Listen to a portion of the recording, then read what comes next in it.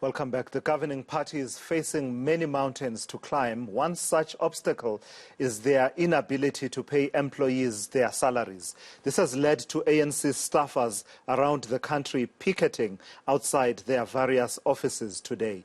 In a poster making their intentions known, workers are demanding fair labor practices.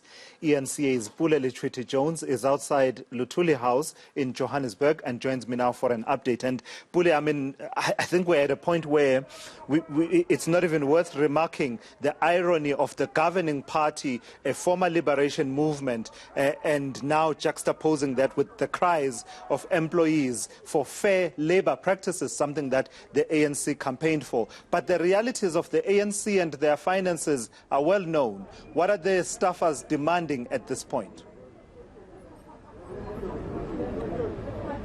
Well, a very good morning to us, and one to add on what she said right now, the party's Deputy Secretary General has also made it public that the organization is currently going through some financial woes. But while that's the case, the ANC staffers are actually saying the party has been experiencing financial problems from back in 2018.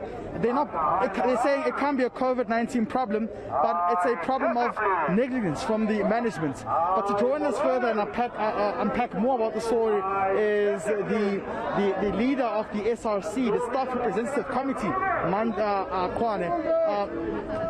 Manda, thank you very much for joining us on eNCA this morning.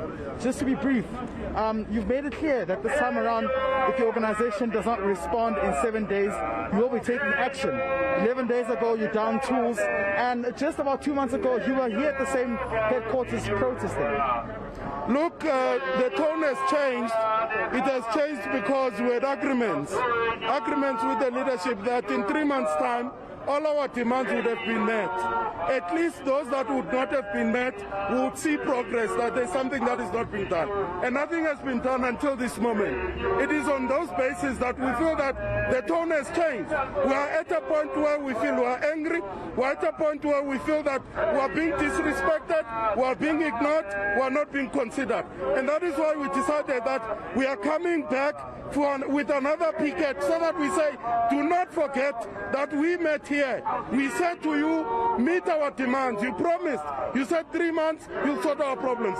3 months is gone. You have not sorted out our problems. You have not even come back to us and say, this is the progress. This is where we're meeting stalemates. This is where we're getting challenges.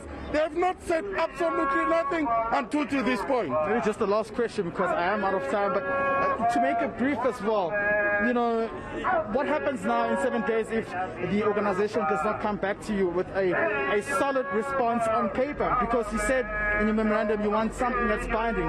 And you also think there's some kind of sabotage to actually trim the organization and its staffers, because the treasurer of the organization, Paul Mashatile, once mentioned that they will be cutting down on staffers. Look, we said this in the first picket, that no one has spoken to us about cutting down the staff, and that is not on the table as yet. If anyone is talking about that, they are talking about it alone. They've not spoken to us. And we're saying in the meeting of tomorrow with the national officials of the ANC, we are going to ventilate our frustration that we had spoken about before. We will ventilate it tomorrow, because it has reached a point where we are frustrated. It has reached a point where we are becoming slowly